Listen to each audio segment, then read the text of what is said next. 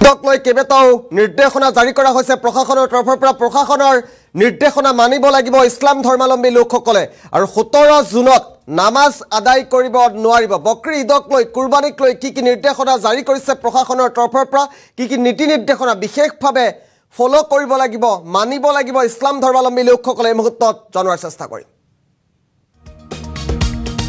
আটাইতকৈ গুৰুত্বপূৰ্ণ খবৰ বকৰি ঈদক লৈ বৃহৎ নিৰ্দেশনা চৰকাৰৰ আটাইতকৈ গুৰুত্বপূৰ্ণ খবৰ ৭৫খন জিলাই মানিব লাগিব চৰকাৰৰ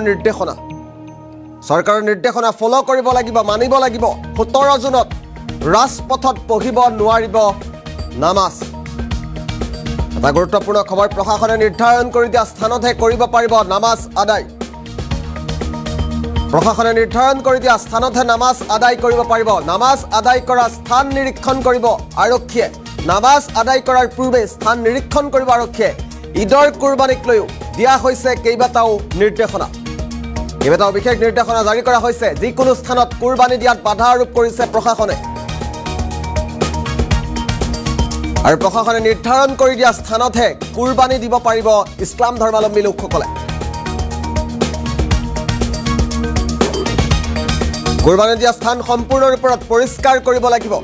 কুৰবানী দিয়াৰ পাছত সেই স্থান সম্পূৰ্ণৰূপে পৰিষ্কাৰ কৰিব লাগিব সংখ্যালঘু আয়োগৰ দ্বাৰা নিৰীক্ষণ হ'ব সম্পূৰ্ণ পৰ্ব কেইবাটা গুৰুত্বপূৰ্ণ নীতি নিৰ্দেশনা জাৰি কৰিছে শান্তি শৃংখলা বৰ্তাই ৰাখি আদায় কৰিব লাগিব নামাজৰ অনুষ্ঠান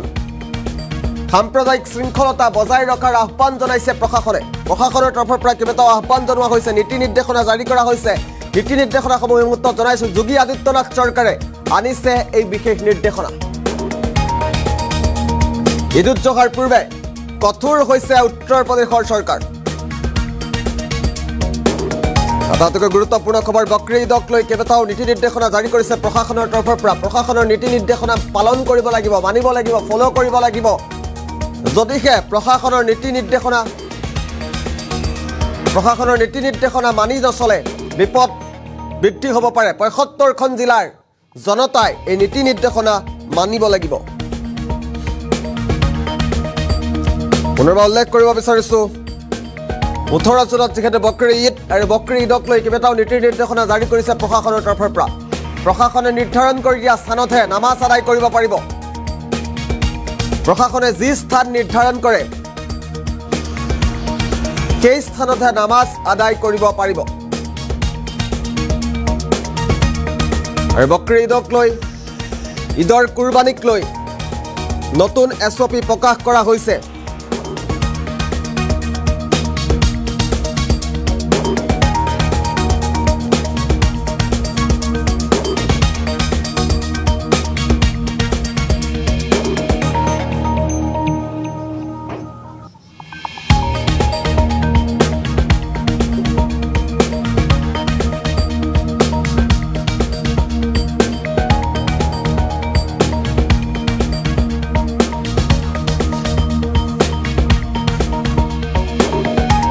উল্লেখ কৰিব বিচাৰিছো অতিকৈ গুৰুত্বপূৰ্ণ খবৰ বকৰি ঈদক লৈ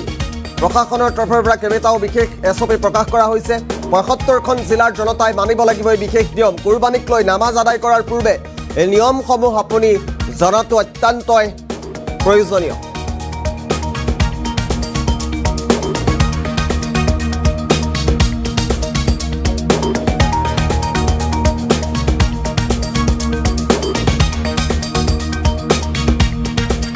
কি নিয়ম মানি দিছে প্ৰশাসনৰ তৰফৰ পৰা পুনৰবাৰ উল্লেখ কৰিব বিচাৰিছো পুনৰবাৰ ফুল প্লেটত কি বিশেষ নীতি নিৰ্দেশনা মানি দিছে প্ৰশাসনৰ তৰফৰ পৰা 17 জুনত যেহেতু নামাজ আদায় কৰিব নোৱাৰিব বকৰি ঈদক লৈ বৃহৎ নিৰ্দেশনা চৰকাৰৰ তৰফৰ পৰা কেইবাটাও নীতি নিৰ্দেশনা জাৰি কৰা হৈছে কেইবাটাও বিশেষ নীতি নিৰ্দেশনা ৭৫খন জিলাৰ জনতাই মানিব লাগিব চৰকাৰৰ নিৰ্দেশনা আৰু 17 জুনত ৰাজপথত পঢ়িব নোৱাৰিব নামাজ আদায় কৰিব নোৱাৰিব 17 জুনত প্ৰশাসনে নিৰ্ধাৰণ কৰি দিয়া স্থানতহে কৰিব পাৰিব নামাজ আদায় পুনৰবাৰ উল্লেখ কৰিব বিচাৰিছো অতিকৈ গুৰুত্বপূৰ্ণ খবৰ নামাজ আদায় কৰা স্থান নিৰীক্ষণ কৰিব আৰক্ষীয়ে নামাজ আদায় কৰাৰ পূৰ্বে স্থান নিৰীক্ষণ কৰিব আৰক্ষীয়ে ঈদৰ কুৰবানীক লৈও দিয়া হৈছে কেইবাটাও বিশেষ নিৰ্দেশনা কেইটা এই মুহূৰ্তত জনোৱাৰ চেষ্টা কৰিম যিকোনো স্থানত কুৰবানী দিয়াত বাধা আৰোপ কৰিছে প্ৰশাসনে যিকোনো স্থানতে কুৰবানী দিব নোৱাৰিব প্ৰশাসনে নিৰ্ধাৰণ কৰি দিয়া স্থানতহে কুৰবানী দিব পাৰিব কুৰবানী দিয়া স্থান সম্পূৰ্ণ ৰূপত পৰিষ্কাৰ কৰিব লাগিব আৰু সংখ্যালঘু আয়োগৰ দ্বাৰা নিৰীক্ষণ হ'ব সম্পূৰ্ণ পৰ্ব সংখ্যালঘু আয়োগে সম্পূৰ্ণ পৰ্ব নিৰীক্ষণ কৰিব শান্তি শৃংখলা বৰ্তাই ৰাখি আদায় কৰিব লাগিব নামাজৰ অনুষ্ঠান পুনৰবাৰ উল্লেখ কৰিব বিচাৰিছোঁ ঈদৰ পূৰ্বে কেইবাটাও বিশেষ নীতি নিৰ্দেশনা জাৰি কৰা হৈছে সাম্প্ৰদায়িক শৃংখলতা বজাই ৰখাৰ আহ্বান জনাইছে প্ৰশাসনে